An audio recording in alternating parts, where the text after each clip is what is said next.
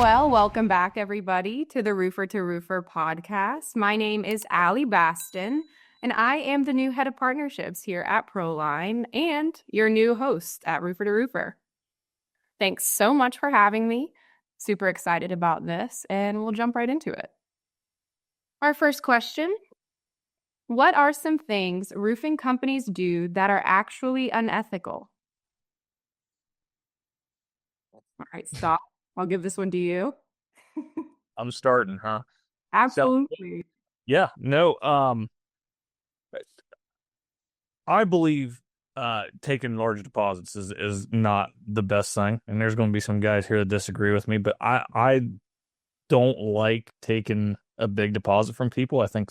I don't take any deposits, but I think what you see a lot in our industry, and it's home services in general, not just roofing, right? Like all home services, you hear so many times of people taking deposits and not showing up to do the project, or the deposits are taken funding previous projects that they didn't complete, or all these things. And so to me, I don't like it. That's something I try to avoid. And sure, there's great companies that take large deposits and have no issues with it, but I do know that that can go the other way as well. Yeah, totally makes sense. What about you, John?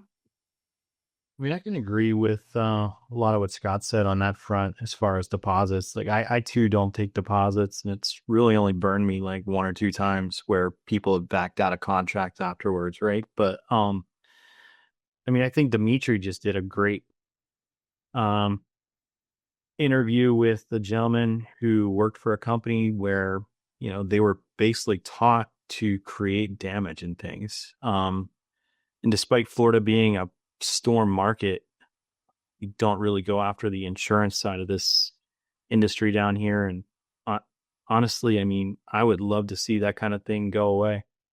The creating of damage, that is. Yeah, that doesn't sound super ethical. You're right. Cardi, anything different that you're experiencing where you are? I think these dudes are crazy for not taking deposits. Why is that? I'd love to hear the theory behind that. I mean, we always go by the state regulations. So most of the states that my location operates in, we're able to get 33%, so a third.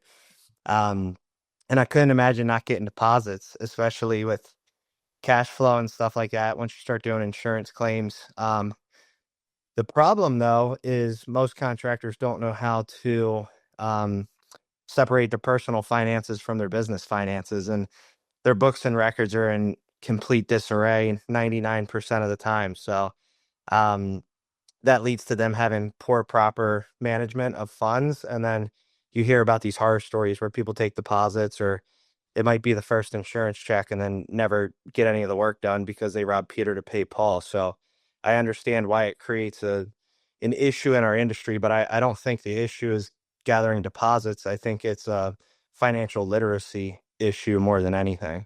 But when it comes to unethical stuff, I was thinking what John was saying, which is guys that are creating damage. So I had to pivot pretty quick. But one of the things that I notice quite a bit is guys, and it's tough because you have to get experience and gain experience. In order to get experience, you have to do things that you're uncomfortable with. But what I've seen a lot of in my local marketplace is people who claim to be able to do certain projects, whether it be a specialty system like James Hardy or a Da Vinci system or something like that. Maybe it's a flat, low slope system, and they actually have no idea what they're doing.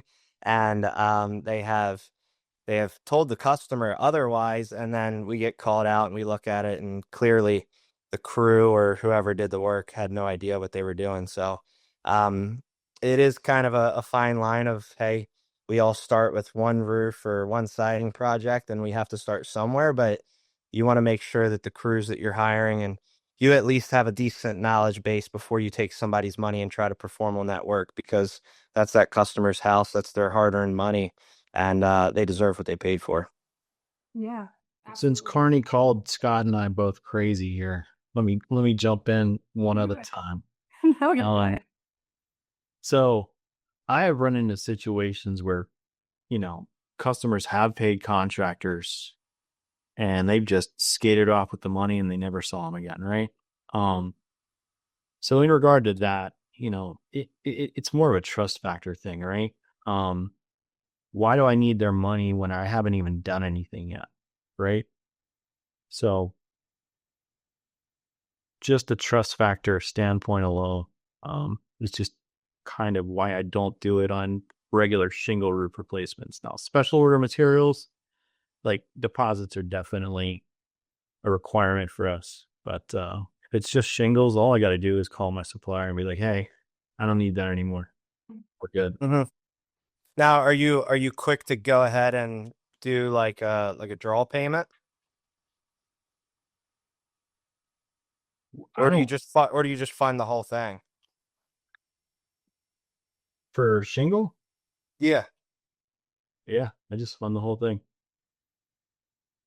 But Barney, we're not, neither one of us really do insurance work. We're both selling, we're all like 100% retail. So our model's a little bit different than what you're doing. So John and I run a very similar billing process, and we get the job done, and, we're expecting full payment at completion. We're not waiting on you to get a check from insurance or what have you. That's not our problem. So that's how we can make that work. But we also, there's a process to doing that. It's not just send the bill, go get the payment. There's things done to lead up to that, to where we keep AR, or I know we keep, my company, our AR is always very low for retail work. Good. Yeah, no, it's an interesting concept. It makes sense.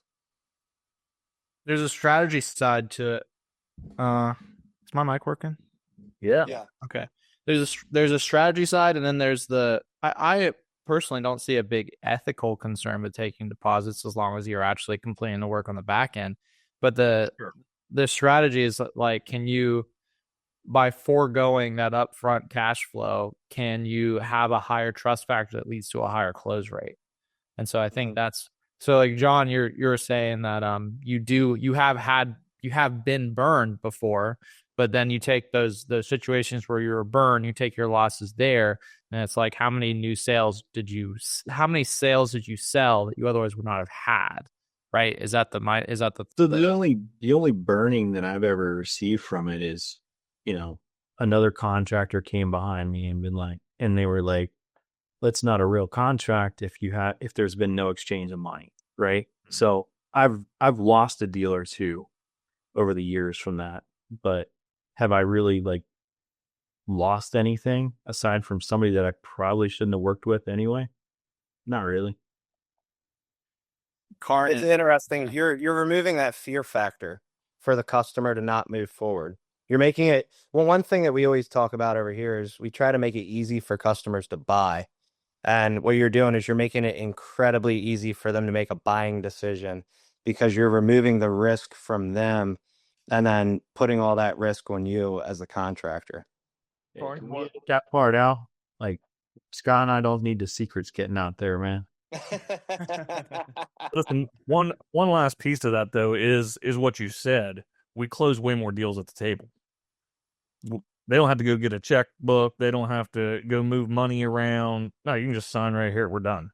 You can deal with that shit. We're not going to be needing payment for 3 weeks anyway, because we're not doing the job for 3 weeks. So if you want to sign today, let's get the deal done. We'll get you on the calendar right now, right? And they don't have to do anything but sign. So yeah, it makes the purchasing process easier. How do you guys know when you should turn down a job? That's a good question. I wish you always know. Yeah. It starts off with one of two things, right? So hey, I used to be a contractor, or hey, I'm an engineer. They say one of those two things, you say, hey, great to meet you. Oh, that makes sense. Okay. I would say 95% of the time when we have a pain in the butt customer and we all knew better, we got emotionally attached to the transaction and the money itself, and then we made a poor decision because it was clouded because of the money. But 95% of the time we knew it was not the right decision to make, but we let the financial side of it cloud our judgment. Yeah, I could see that making sense. So what are the first steps, like immediately after a client were to sign a roofing quote and you're kind of prepping for production? What are your first steps? So for us, basically once we get a customer to sign a quote, the very first thing that happens is ProLine sends out an automation, a text and an email to the customer. The text basically shoots them to the email. It says, "Hey, thanks so much for signing. Check out the email I just sent you." And this email's I think the subject title of the email is "How to Have a Great Roofing Experience." And basically, we've got this nice, well-written email that just kind of explains some do's and don'ts as a customer, to really have a great experience with us. Because there's things that you need to do and understand as a homeowner that most homeowners just don't understand. They buy one, maybe two roofs in their entire life, so chances are they've not done this before. So we just want to like really clear the air, make sure that everybody understands what's about to take place, because it's a lot. Like if you don't know, you know what I mean? You pull in the driveway at 2:00 in the afternoon, we just finished tearing off, you're gonna be shocked that there's trash blowing around. It just looks like a bomb went off, right? We just ripped the top of your house off. So we try to clear the air right off the bat and lay out some ground rules and some guidance for them there. And then from there we get place your material orders, get things scheduled with them.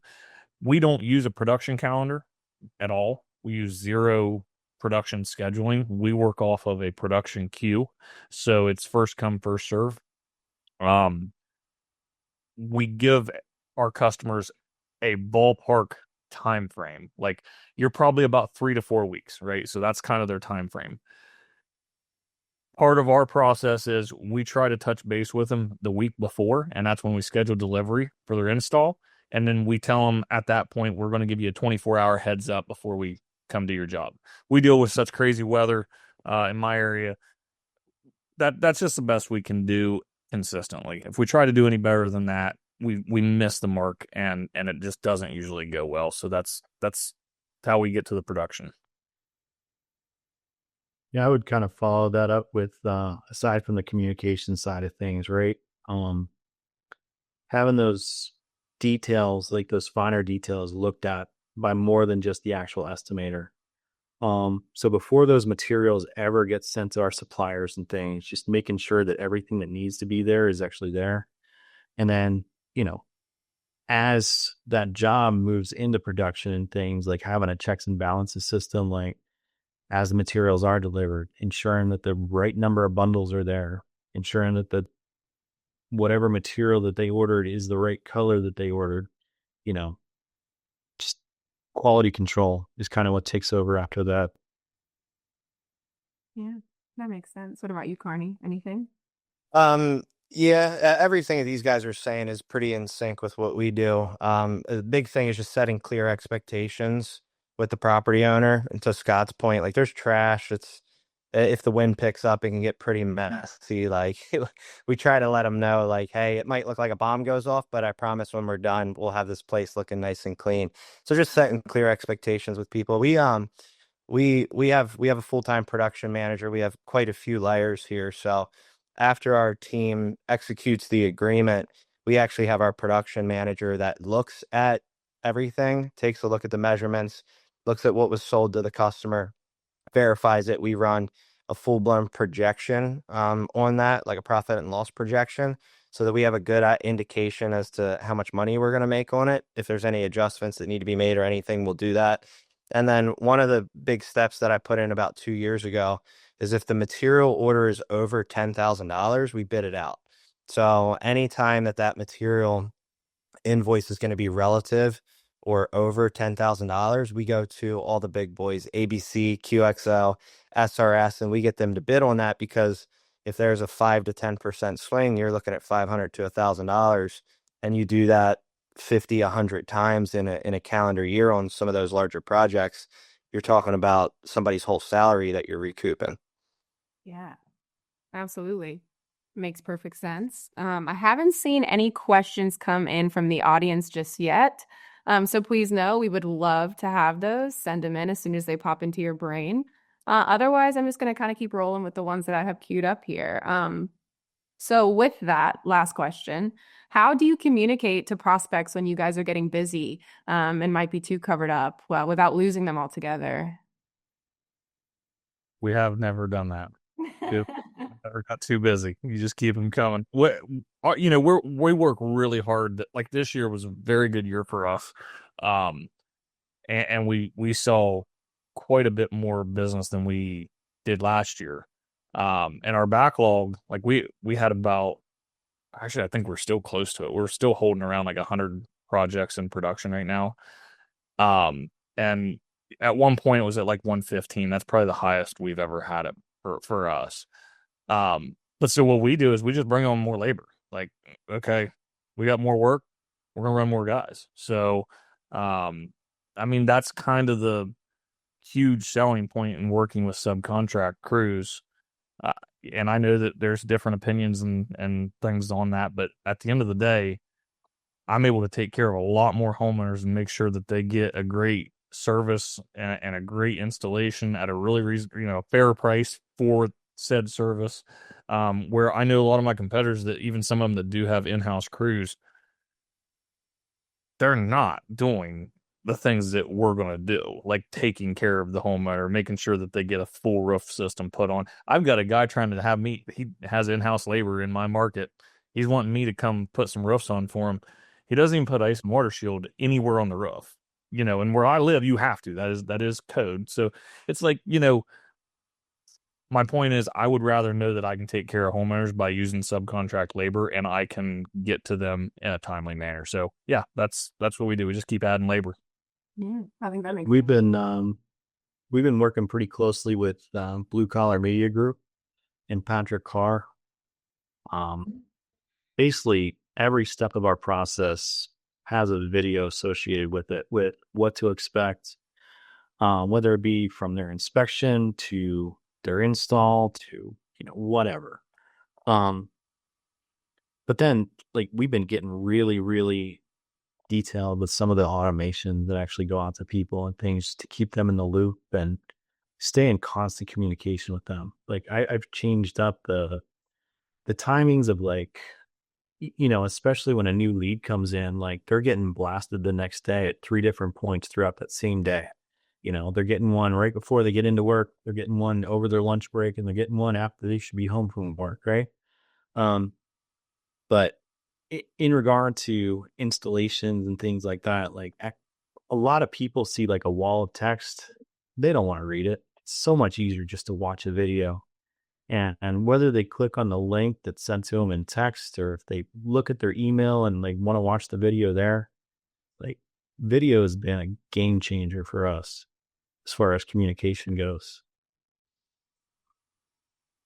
I love that. Outside of that, any other tips for just managing expectations of the customer? Communication. You have to be in constant communication with these people. Most people, what I have found, are very understanding. Like, they understand weather delays, they understand work delays, product availability, but people want to be communicated to, and they don't want to feel like they're left in the dark. So that constant communication, which obviously is why ProLine has been so effective for us, is we're able to take a certain experience that we prefer that has yielded a positive result with our customers, and for the most part duplicate that with timing sequences of when to send this, when to send that, when a job is scheduled, make sure this goes out. And it's just that constant communication and engagement with the customer that even if there is a timing delay or something like that, as long as it's getting to them, most people are understanding and they're okay. But the second that you go silent and they haven't heard anything for 2 weeks, 3 weeks, 4 weeks, is when people start to get disgruntled.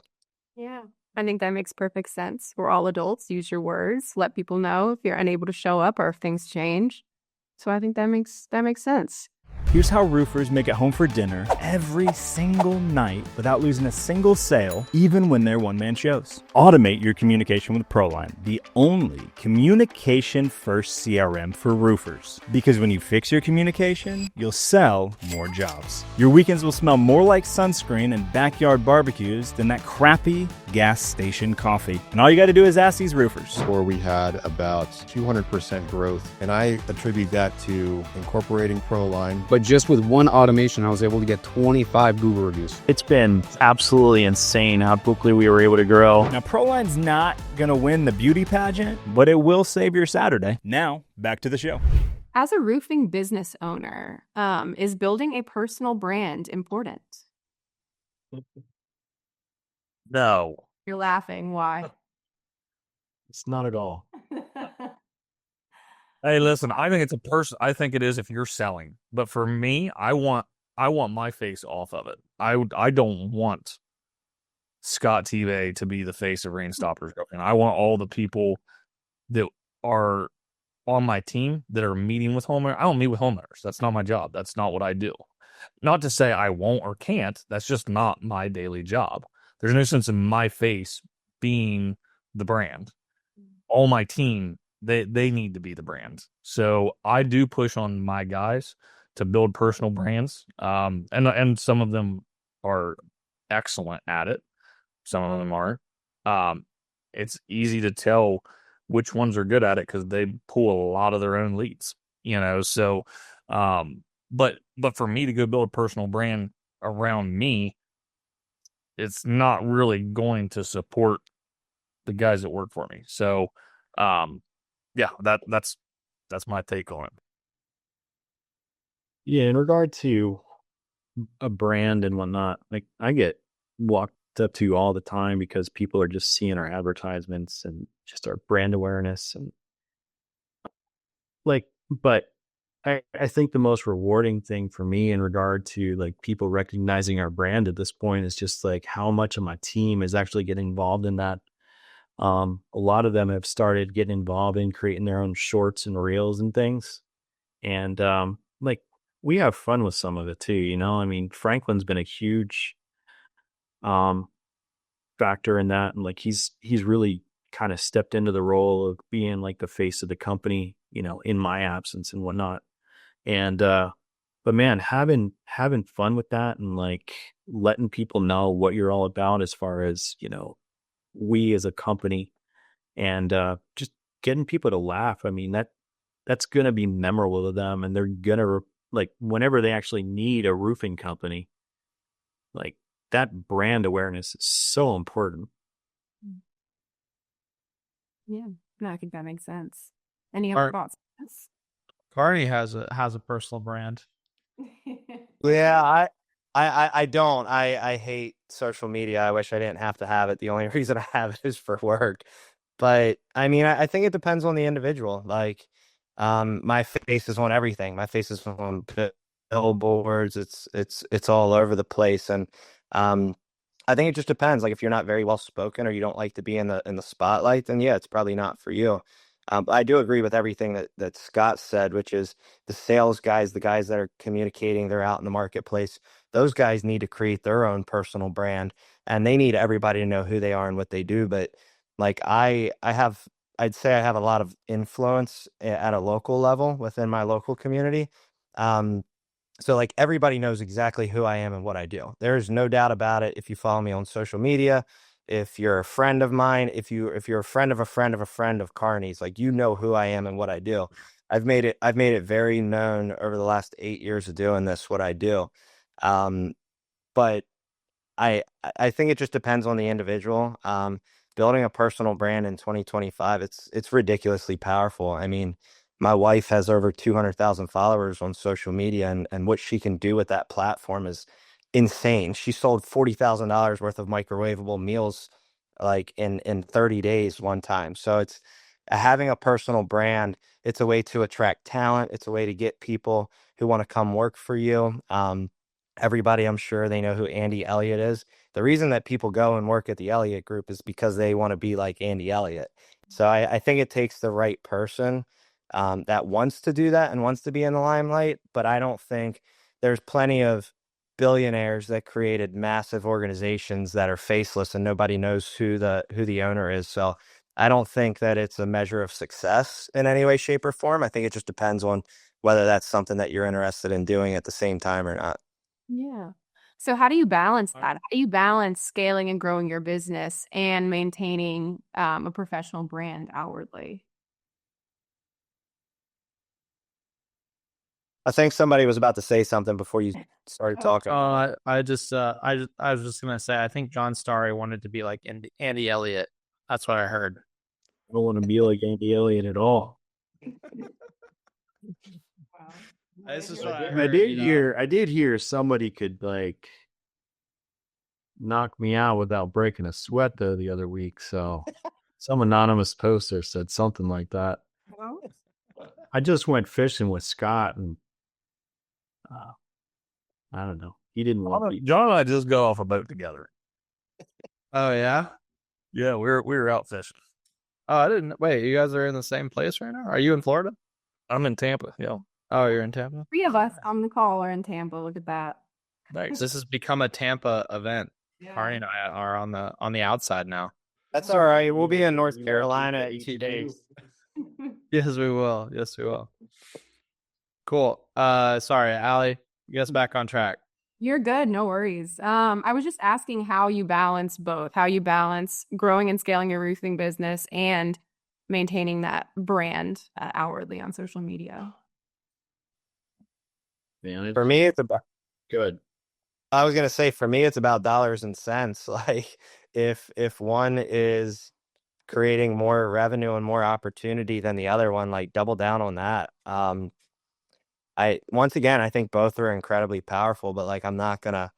I don't aspire to be a public name. I don't aspire to be this dude that's all over social media. So like if it comes naturally and we got some content, we can do stuff with it, great. But I personally am not going to put many resources behind that. I want to grow a business, not a personal brand.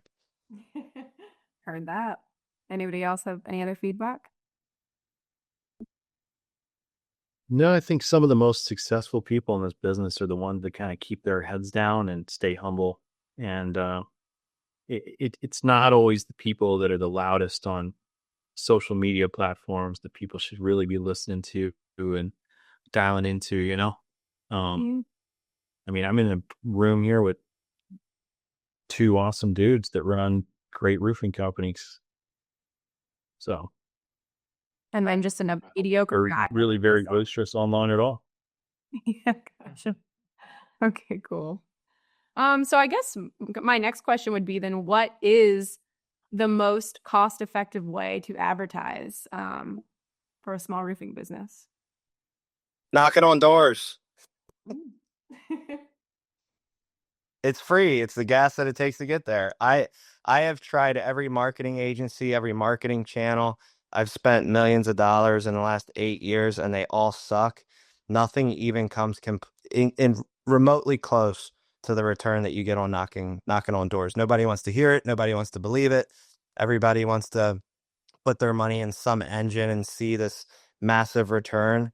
Now we have AI fighting AI with AI algorithms, and it's honestly, it's kind of a joke in my opinion. The digital advertising has become incredibly saturated. Everybody wants to be there. 10 years ago, you can make a lot of money doing it. Nowadays, you're fighting for attention. Our big thing is trying to get to customers before they hit the internet. So whether it's cold calling, whether it's email campaigns, SMS campaigns, knocking on doors, sending direct mail, like we want to be doing all the old school guerrilla stuff that everybody's afraid of, because everybody is fighting over a pool of leads and attention on digital. And in my opinion, digital's dying. And I made a lot of money knocking on doors, and I saw the best returns that I've ever seen knocking on doors, but nobody wants to do it. I agree 100%. I've been saying that for a year and a half now, and we didn't knock on doors before. Like that's not something we used to have always done. I don't live in a storm market. We don't do insurance work at all. So we do retail canvassing. Like we're canvassing retail leads. It's not real hard. If you understand roofing, you can drive by and see that roof is past its useful lifespan. So you can stop and knock and offer a free inspection, or you can see that there's damage. You know, you don't have to have storms to see wind damage, right? Like just a thunderstorm with a high gust of wind can rip some old, brittle, loose shingles off a roof, and now you've got a talking point. So I think added into that, and Carney hit on part of it, but we call it digital canvassing. So it's the email campaigns, the SMS campaigns, but also that personal brand building, right? So like Zach that works for me is fantastic at building that personal brand, and he's posting on his personal Facebook, hey, I'm in Maynington tomorrow. Anybody need their roof checked out while I'm up that way? You know, just saying things like that.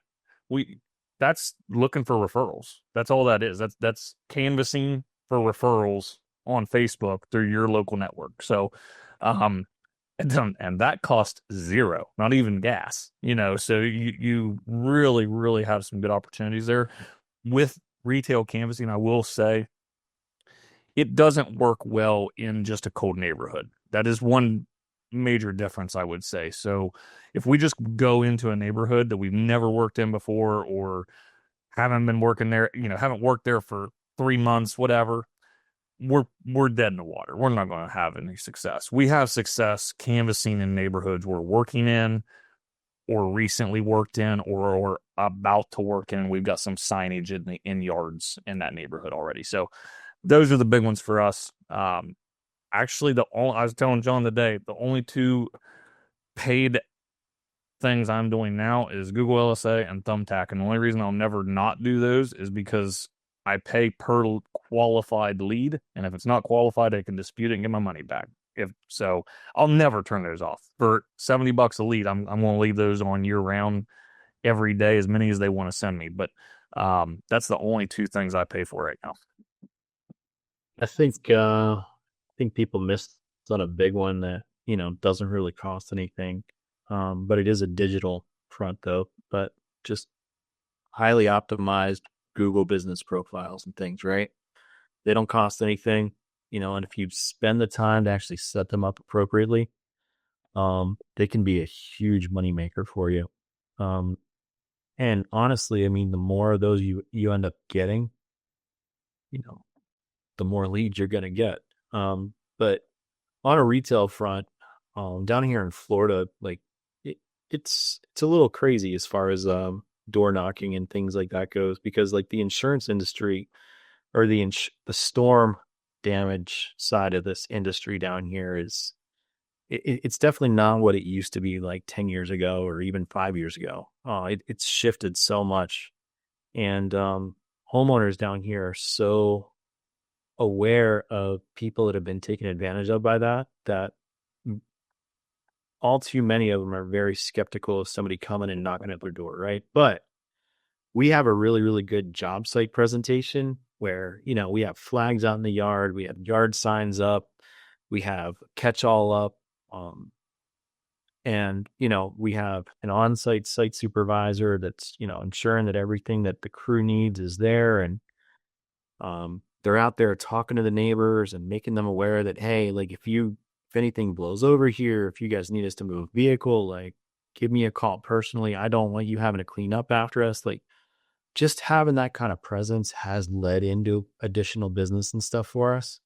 But being in a retail market, like door knocking has not been huge for us down here.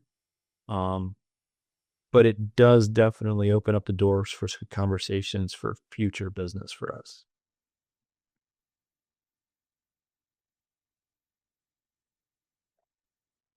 What are the key steps to growing a roofing company from 0 to 1 million?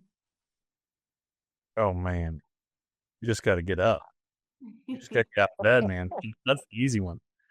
AJ and I've talked about this quite a few times, and not that like $1 million is no success. Like you're headed down the right path. You know what I mean? Like you're definitely in the right direction. And some people, that's honestly, that's even good enough. They may never want to exceed that.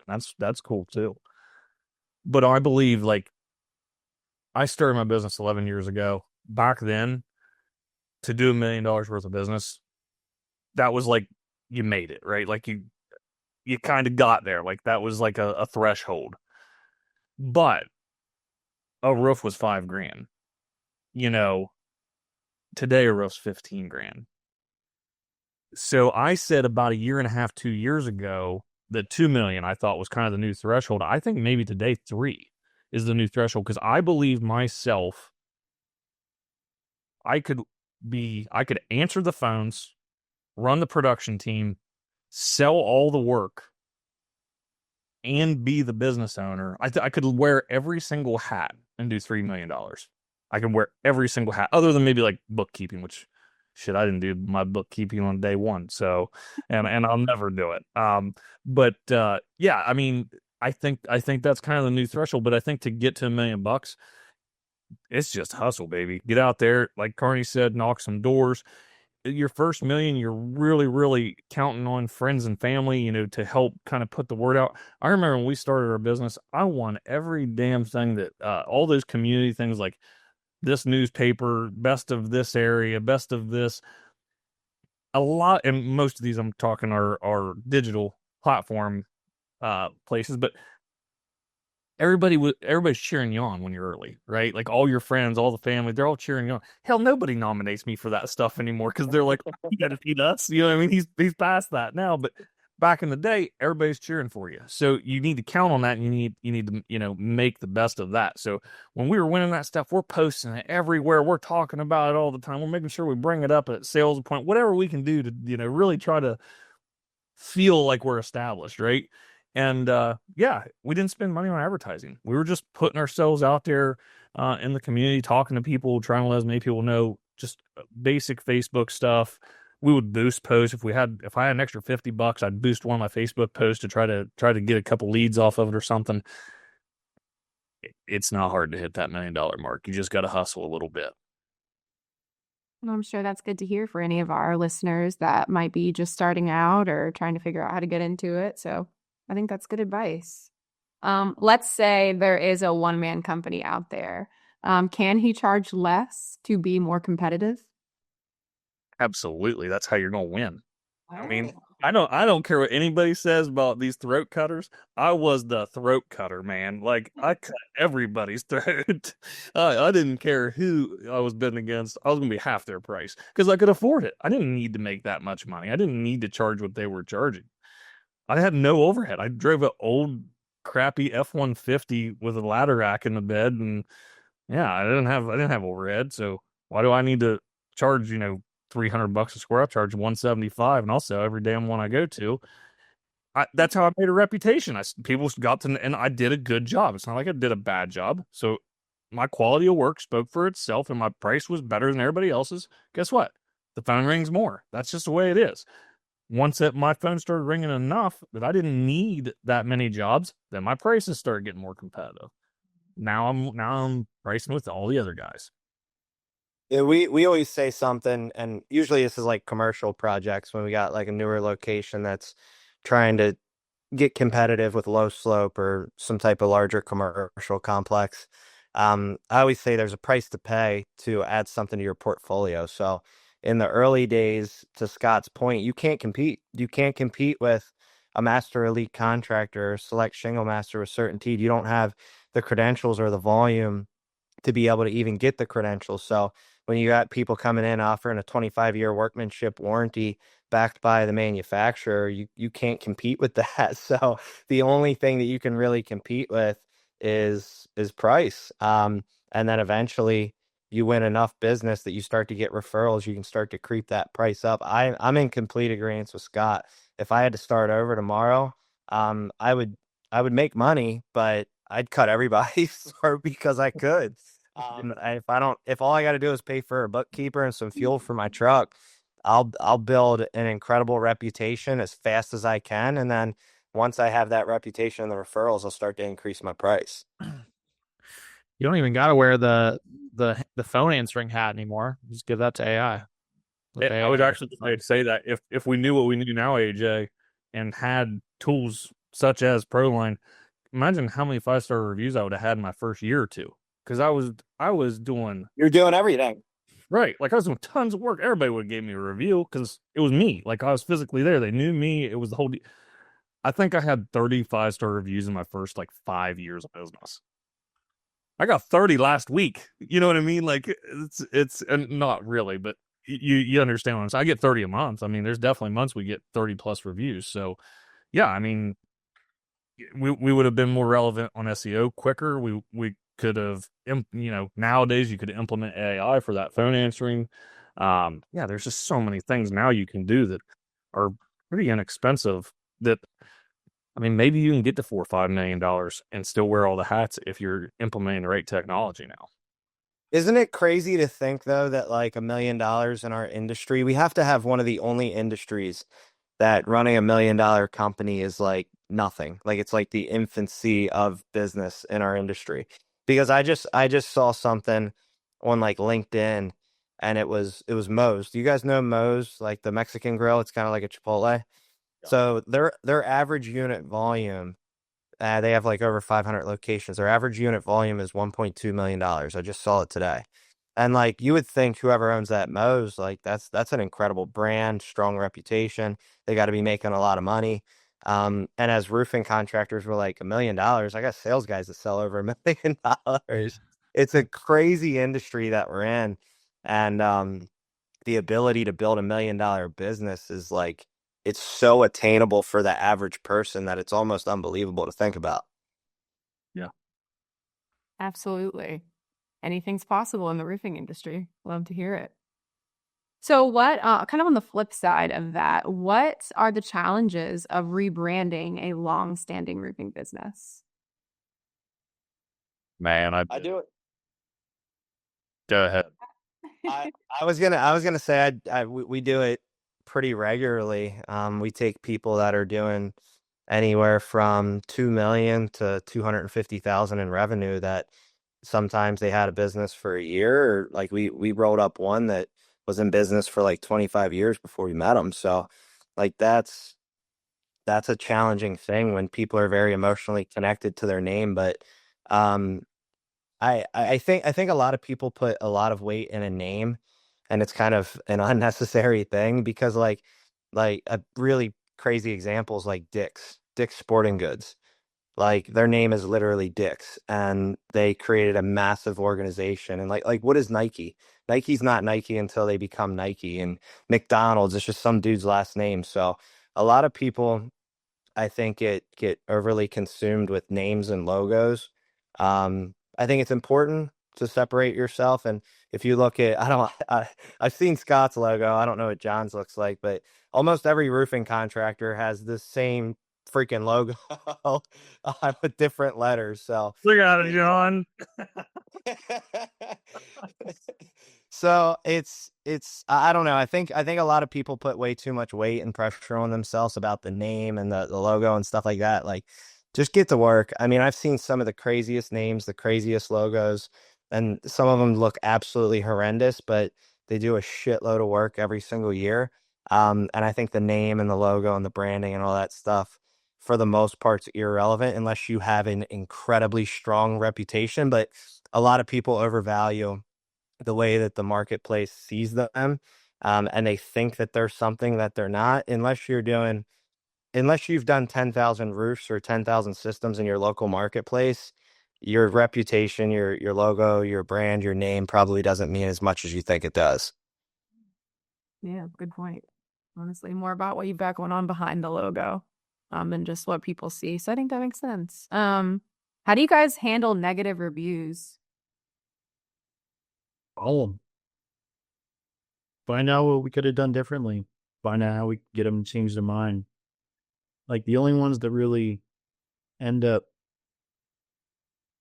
negatively impacting us and things are like the ones that we don't do anything about, that we just let live with, really. I mean, we've gotten 1-star reviews before, but you know what? We've picked up the phone, we've had a conversation, we've rectified those situations, and we've turned those situations into, something higher than 1 star, But I mean, construction is controlled chaos. I mean, that's what it is. Things can go wrong.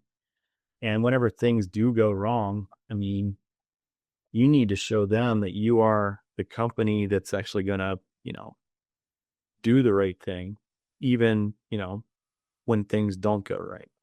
And not everybody does that, A lot of people point at the contract and they're like, well, this and that. That's not going to carry any weight with a customer and things. So if it costs you a little bit of money and stuff, but you're still going to make money on the overall thing. I mean, bad news spreads a heck of a lot faster than good news does, right? So, just do the right thing and create an advocate out of a negative experience and turn that negative experience into something positive. That's beautiful.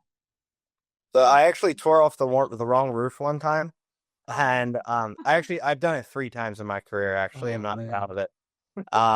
But one time was on my watch, and this is in the early days. The crew went to what Google Maps said, and they saw the photo of it, but the house that we were working on was actually behind it. So I don't know who was at fault, me or Google.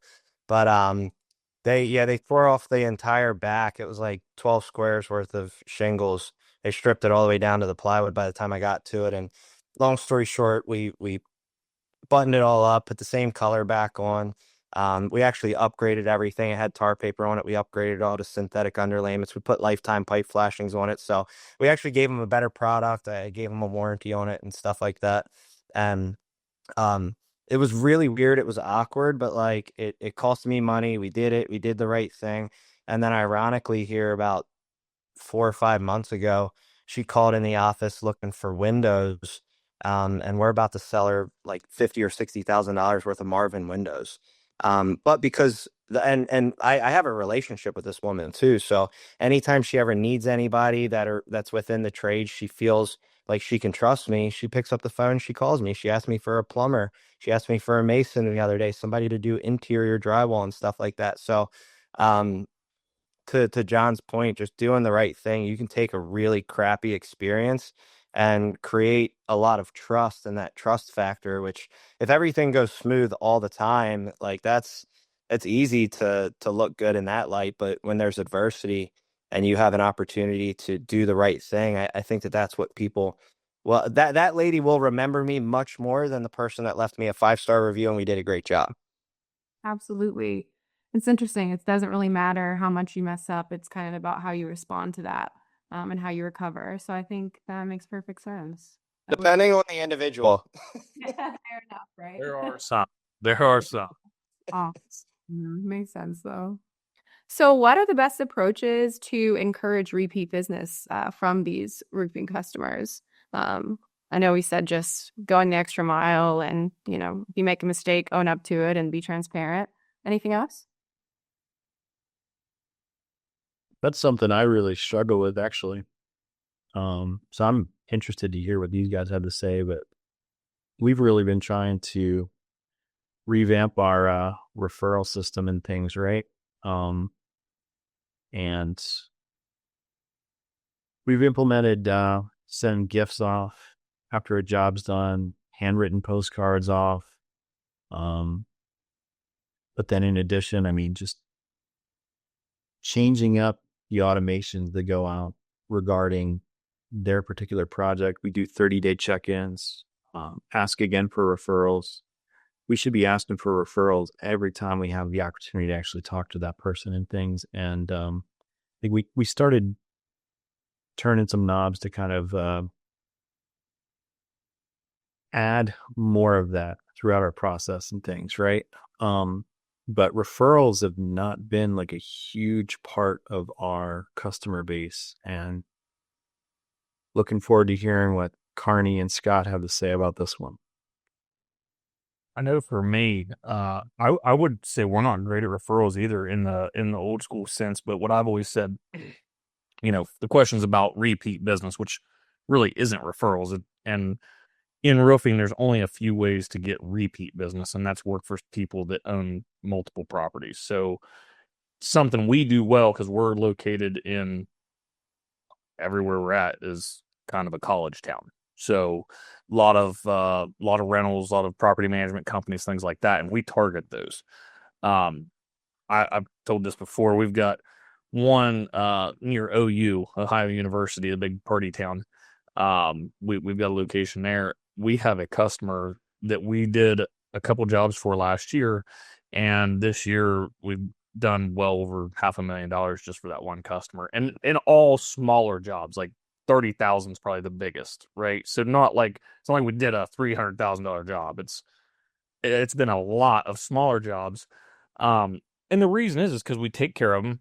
We never up our price. We actually give them so they still, the highest price they see is us charging at 30% gross profit. That's the highest they see.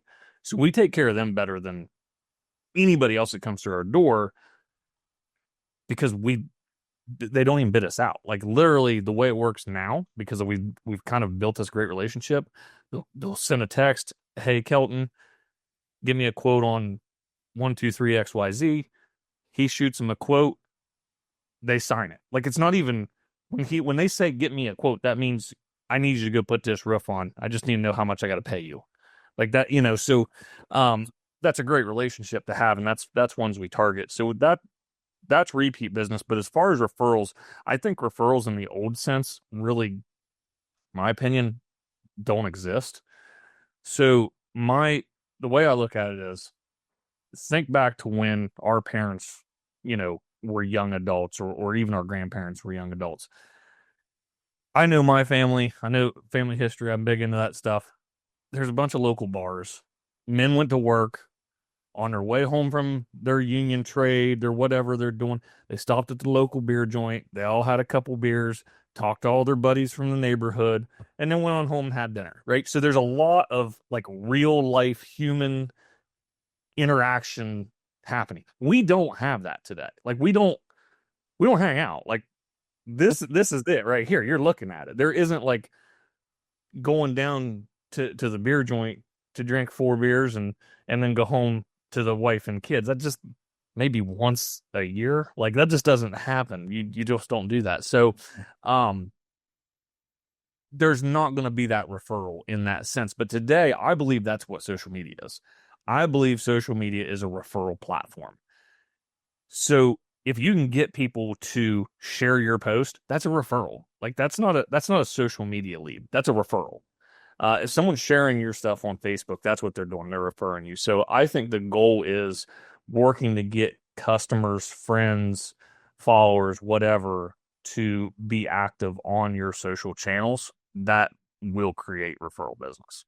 Now, I apologize. Like, I know that you asked about repeat business and stuff, but I'm locked into just doing one trade, which is roofing.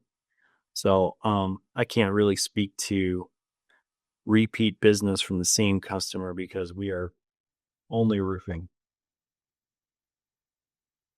Yeah, we always say something over here, which is don't fall in love with the chase, fall in love with your current customer. So we put a huge emphasis on taking care of the customers and the people who are spending their hard-earned money with us. I mean, we have everything from a refer a friend program. I'm sure Scott and John, you guys have that as well. I don't know how much you guys pay, but like I pay a pretty hefty amount.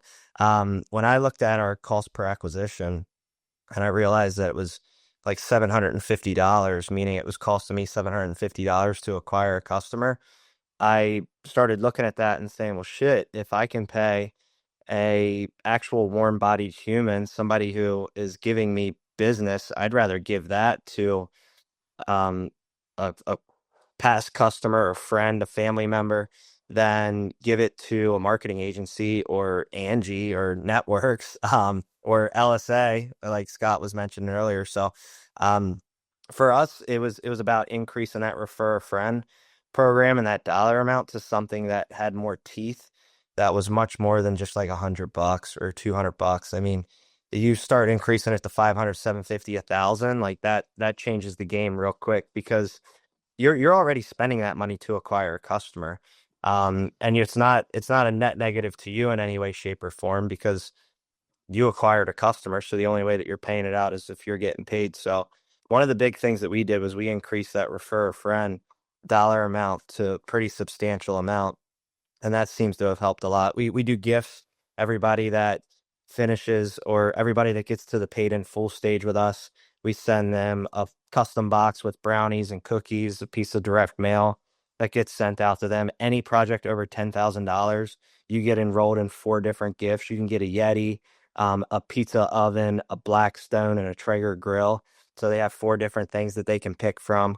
I have a customer retention campaign that reaches out to these guys for like 10 years in ProLine. So we're constantly staying engaged and reactivating these people. And then one of the things that my team's really, really good at is they're really good at flying their drones and taking drone photos before and afters and then getting those to the customer. And then inherently what happens is those customers then go on social media and they start to kind of brag about this new roof that they got because it's cool. The drones are still a cool thing. So when we're able to furnish customers with those drone photos and those before and afters, they tend to start to brag and they're actually helping us, to Scott's point about social media. So just the accumulation of that stuff over and over again. I mean, 80% of my revenue is referral based. So we really go heavy in it, and I'm sure every marketplace is different, but that's been our bread and butter. Anybody else have anything to say on that one? If not, I do have one more question that I know John will have an answer to. I'm curious to see if Scott will as well. Best restaurant in Tampa, Florida, go. And I don't think I can pick. All right. My favorite one got to be the Pearl. Oh, okay. Scott, your turn. So I'm trying to find it because I just went to this pizza joint for lunch over in Clearwater, and oh my god, yes, Harvey, you're in Clearwater a little bit with Lexi, aren't you? No, she grew up there. I'm Pennsylvania boy. I can't hunt the deer that I want to hunt down there, so I don't go. No, I mean, I'm originally from Pennsylvania. they're protected, so better not do that. I don't have a preference. It's everything we've had's been fantastic. Oh, that's good. Well, Starfish, that was the one. That was a really good place. Seafood, I assume. Yeah. Yes. Love Oh, that. good one. Cool. Well, thank you guys very much for allowing me to hop on here with you guys. I would say this was a successful first run at Roofer2Roofer. Didn't have any questions from the audience, but I'm sure they'll be joining us next Monday, locked and loaded. Sounds good. Thanks, everybody. See you guys. Thanks, guys. Have a great week. See ya.